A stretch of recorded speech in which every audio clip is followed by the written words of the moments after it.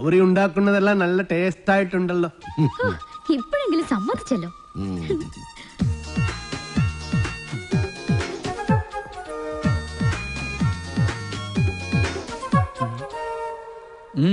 അല്ല, നിന്റെ പട്ടി ബണ്ണില്ലേ? പട്ടിയോ? എനിക്ക് എവിടുന്ന പട്ടി? നിന്റെ പട്ടി ബറുകൊണ്ട് പറഞ്ഞല്ലേ നീ പോയത്? അല്ല, പോയാ നാളത്തെ ചെക്ക് ആര് കൊടുക്കും? അതിനല്ലട സാമി ഉള്ളത്. സാമിക്ക് ഓഡിറ്ററെ കാണാൻ പോണ്ടേ? ചെക്ക് കൊടുത്തു പോയാ പോരെ? അല്ല, തോട്ടത്തിലെ വിളവെടുപ്പ് നടക്കല്ലേ? അതിന് പണിക്കാരുണ്ടല്ലോ. ഭക്ഷണം കഴിക്കുമ്പോ ഒന്നും മിണ്ടായിരിക്കും.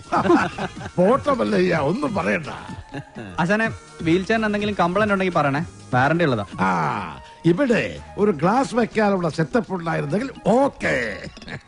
നീ വന്നത് ഏതായാലും നന്നായി. നിന്നോടൊരു കാര്യം പറയാനിരിക്കുകയായിരുന്നു. ചന്ദ്രമോഹൻ മീനാക്ഷിക്ക് ഒരു ആലോചന കൊണ്ടുവന്നിട്ടുണ്ട്. അയ്യേ, ഫുൾ ടൈം കള്ളു കുടിച്ചിടക്കുന്ന അയാളോ? ദേ, അയാൾ കൊണ്ടുവരുന്ന ആളും കള്ളുടിയനായിരിക്കും. നമുക്കതൊന്നും വേണ്ട. ചെറുക്കനാവക ദുസ്വഭാവങ്ങളൊന്നുമില്ല. അഥവാ ഉണ്ടെങ്കിലും എനിക്കതൊരു പ്രശ്നമല്ല. സെറുക്കനുടെ ചുറ്റുപാട് കാര്യങ്ങളെല്ലാം വളരെ നന്നായിട്ടുണ്ട്. മീനാക്ഷി സെറുക്കനെ വളരെ ഇഷ്ടപ്പെട്ടു. ഞങ്ങളത് ഉറപ്പിച്ചു. ഇനി മേലെ നീ മീനാക്ഷി ആവശ്യമില്ലാതെ സെല്ല് ചെയ്യരുത് കേട്ടോ.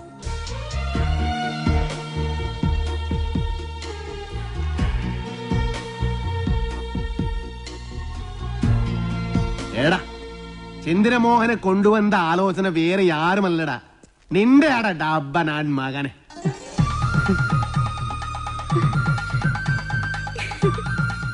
അല്ലെങ്കിലും ഈ ചന്ദ്രമോഹൻ ആള് നല്ലവനാ. പക്ഷേ ഒരു കാര്യം, ഗൗരിയുടെ കല്യാണം കഴിഞ്ഞ് ഇത് നടക്കൂ. മതി, രണ്ടും ഒരുമിച്ച് നടത്താലോ. അവിടുത്തെ സംസാരമൊക്കെ കേട്ടല്ലോ. ഉള്ളിലോരോന്ന് വെച്ചിട്ട് വെറുതെ ബലം പിടിക്കല്ലേ. ഇത് തന്നെയാണ് പറ്റിയ സമയം. ഞാൻ നിന്റെ മനസ്സിലുള്ള കാര്യം ആശാനോടും മുരുകനോടും പറയാൻ പോവാ. അവര് പിന്നെ മല്ലയായിട്ട് സംസാരിക്കട്ടെ. പറയട്ടെ. ഈ മൗനം ഞാൻ സമ്മതമായിട്ടെടുത്തോട്ടെ. അല്ല, മല്ലയോട് പറയാനുള്ള സമ്മതം.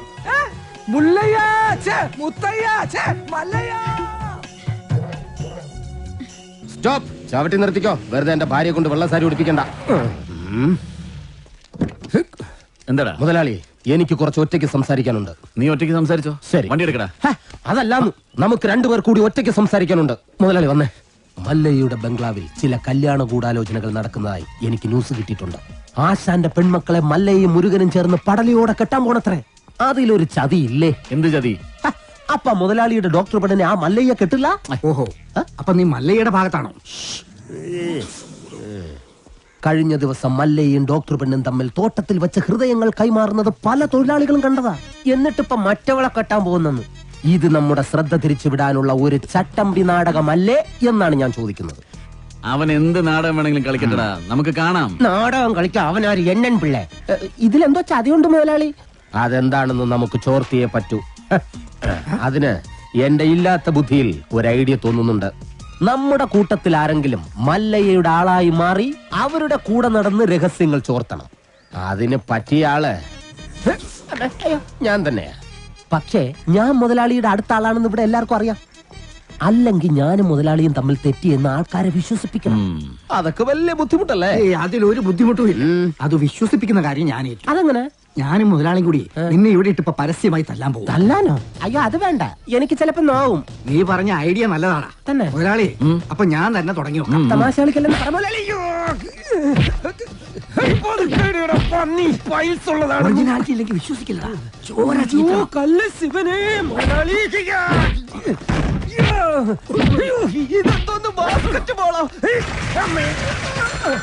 വേണ്ട, മേലിൽ നിന്റെ മുതലാളിയുടെ മുന്നിൽ കണ്ടുപോരുത്. മല്ലയ്ക്ക് സ്തുതി പറഞ്ഞവൻ മല്ലയ്യയുടെ കൂടെ പൊക്കോണം. ഇനി എന്റെ കരുത്ത് മുഴുവൻ ഞാൻ മല്ലയ്ക്ക് വേണ്ടി ഉപയോഗിക്കൂടാ. കാട്ടാപ്പള്ളി ഇനി അവിടെ വരെ എങ്ങനെ നടന്നെത്തുമെന്തോ. ഇത്രയും കാലം കാട്ടാപ്പള്ളിയുടെ കൂടെ വന്നിട്ട് എന്ത് ധൈര്യത്തിലാണ് നീ കൂടെ കയറി വന്നേ? പൊക്കണം. ഞാൻ പോവൂല. നിന്നോട് പോകാനല്ലേ പറഞ്ഞത്? ഞാൻ പോവൂലെന്നാലും ഞാൻ ആദ്യം നിന്ന് കിണക്കുന്നത് കണ്ടില്ലേ? അത് ചോദിക്കണേ.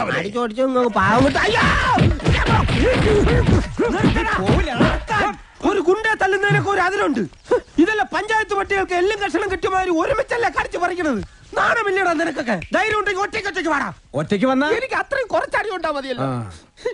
മല്ലയാ, ഞാൻ പോകണേ. എല്ലാരും കൈവച്ചല്ലോ. ഇനി ആർക്കും പരാതിയില്ലല്ലോ. ഇതൊരു കാര്യം മറ്റേടത്ത് ഐഡിയ ആയിപ്പോയി. അവിടുന്നും കിട്ടി ഇവിടുന്നും കിട്ടി. ഇനി മരിച്ചാൽ ഐഡിയ പറയില്ലേ?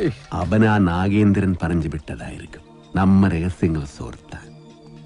ചില സമയത്ത് സത്യേക്കാൾ ബലനാണ് ബുദ്ധി ഞാൻ പറഞ്ഞിട്ടില്ലേ കട്ട്കൊണ്ട് ബാ ആട്ടാടോണ ഡാ ഓ ഇന്നിനി വയ്യ, നാളെ വന്ന് ബാക്കി വാങ്ങിച്ചോളാം. ഇങ്ങ വാ പറയട്ടെ. എന്നെ തല്ലാനല്ലെന്ന് സത്യം ചെയ്താൽ ഞാൻ വരാം. ശിവനെ കൊണ്ടാണേട്. നീ മര്യാദക്ക് ഇവിടെ നിക്കുമോ? അയ്യോ ഞാൻ മര്യാദയ്ക്ക് നിക്കുന്നേ, പക്ഷെ അടികൊണ്ട് ഇങ്ങനെ ആയിപ്പോയതാ സത്യം. ആ കാട്ടുപുളിയെ ശരിയാക്കാൻ ഞങ്ങള് പലതും ആലോചിക്കും. അതൊന്നും ആരും അറിയാൻ പാടില്ല. ആരും അറിയില്ല മല്ലയ്യ.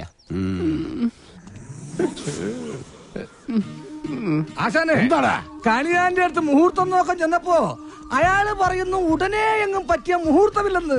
പിന്നെ ഞാൻ കത്ത് കാണിച്ചൊരു വരട്ടിയപ്പോ ഒരു ഉഗ്ര മുഹൂർത്തം കുറിച്ച് വന്നു. പിന്നെ കല്യാണത്തിലുള്ള ഒരുക്കങ്ങൾ നടക്കട്ടെ. ഈ മല്ലയ്യ കല്യാണം കഴിക്കാൻ പോണ കല്യാണ പെണ്ണ ഏതാ? പുറത്തു പറയണ്ട. ഇല്ല, കാട്ടാപ്പള്ളി കെട്ടാൻ വന്ന ഡോക്ടർ പെണ്ണ. തന്നെ മുതലാളി നിക്ക്, ആ ഡോക്ടർ പെണ്ണിനെ മല്ലയ്യ കെട്ടാൻ പോകുന്നു. കള്ളം പറയരുത്. ശിവനാണ് സത്യം. മല്ലയ്യ, ആ നാഗേന്ദ്രൻ കല്യാണം അടുത്ത മാസമാണെന്നൊക്കെ പറഞ്ഞത് വെറുതെ ആയിരുന്നു. ദേ ഇപ്പൊ എന്നെ ബലമായി പിടിച്ചോണ്ട് പോയി താലി കെട്ടാൻ പോവാ. വാതിൽ തുറക്കടി. 11 മണിക്കാ മുഹൂർത്തം. അണിഞ്ഞൊരുങ്ങി വേഗം വന്നില്ലെങ്കിൽ ഉടുത്ത തുണിയാലെ എടുത്തോണ്ട് പോകുന്നില്ല ഞാൻ. വാതിൽ തുറക്കാൻ. ലക്ഷ്മി നീ നേരു ഭയപ്പെടಬೇಡ. ഒരുങ്ങി ഇറങ്ങിക്കോളും. അവൻ നിന്റെ കളത്തിൽ താലി കെട്ടില്ല. ധൈര്യമാക്കിരോ. സോറി.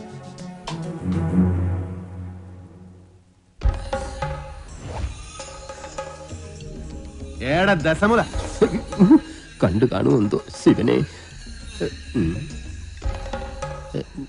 എന്താ ഇവിടെ ബട ദേ വന്നു. നീ അറിഞ്ഞോ? ഇല്ല. ഇന്ന് 11 മണിക്ക് നാഗേന്ദ്രൻ ആ ഡാക്ടർ പെണ്ണിനെ കല്യാണം കെട്ടാൻ പോണു. ഇനി നമ്മൾ എന്ത് ചെയ്യുമല്ലയ്യ? നീ ഒന്നും ചെയ്യണ്ട, നാ ചെയ്തു. നാഗേന്ദ്രന്റെ എല്ലാ കാറിലും ഞാൻ ബോംബ് വെച്ചു. 10:30 മണിക്ക് പോട്ടു.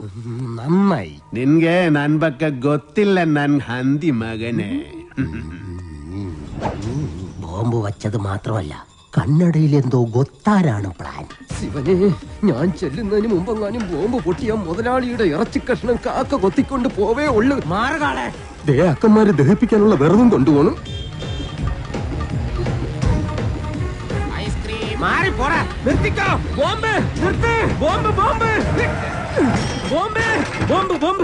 മുതലാളി ഇറങ്ങി വന്നേ.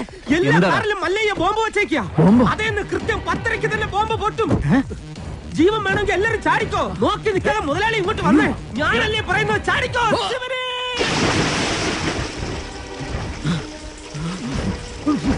തലയിലേക്ക് ചാടല്ലടാ. ഇപ്പൊ പൊട്ടു മുതലാളി, വെയിറ്റ് ചെയ്യും.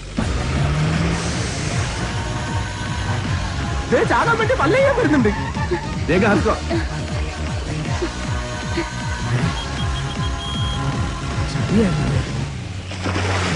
പത്ര കഴിഞ്ഞ് ഇനി നമുക്ക് വെള്ളത്തിന് കയറാം. കൊല്ലൂടാ നിന്നെ ഞാൻ. കൊല്ലാൻ വരുന്ന ധൈര്യം ഉണ്ടെങ്കിൽ പിടി. കാട്ടാപ്പിള്ളിയുടെ പെണ്ണിനെയും കൊണ്ട് കർണാടകയിലേക്ക് തന്നെയായിരിക്കും മുങ്ങിയിരിക്കണത്. അല്ല നാമം എന്താണെന്നും ഉണ്ടായിരിക്കുന്നത്. ഇപ്പോഴും എന്റെ ഞെട്ടല് മാറിയിട്ടില്ല വൈദ്യരെ. വെള്ളത്തിൽ ഞാൻ മുങ്ങിയതിനു ശേഷം അമ്പലക്കുളത്തിൽ ആന ഇറങ്ങിയതുപോലെ കാട്ടാപ്പള്ളി വെള്ളം ഒന്ന് കലക്കി മറിച്ച് നോക്കി. അപ്പോഴെങ്ങാനും എന്നെ അദ്ദേഹത്തിന്റെ കൈ കിട്ടിയിരുന്നെങ്കിൽ എന്റെ ശിവനെ, എന്നെ എവിടെ വെച്ച് കണ്ടാലും വെട്ടിക്കൊല്ലാനോ അയാൾ ഓർഡർ ഇട്ടേക്കുന്നത്. അങ്ങനെ പേടിച്ചു പോകുന്നവനൊന്നും അല്ല ഞാൻ. എന്നാലും വെറുതെ ചോദിക്കാം, ഈ കോയമ്പത്തൂർക്കുള്ള ബസ് പോയാലോ? ശിവനെ, മിസ്റ്റർ ദശമൂലം, നിങ്ങൾ എന്തിനാണ് പേടിക്കുന്നത്? ധൈര്യമായിട്ടിരിക്കണം. ഞാൻ ചത്തോയ എന്റെ പിള്ളേർക്ക് നീ ചെലവിനോട് കൂടാ. അതെ, വെറുതെ ധൈര്യം നിന്ന് ആളെ കൊല്ലാൻ നോക്കാം. നീ എന്തിനാ അയാളോട് ദേഷ്യപ്പെടുന്നേ? ഞാൻ ആരോടെങ്കിലും കുറച്ച് ഗുണ്ടായുസം കാണിച്ചു ഒന്ന് റിലാക്സ് ചെയ്തോട്ടെ പറഞ്ഞുള്ളേ. എന്തൊക്കെ പറഞ്ഞാലും വാസുവിന്റെ മക്കളുടെ കാര്യം ആ കഷ്ടത്തിലായത്.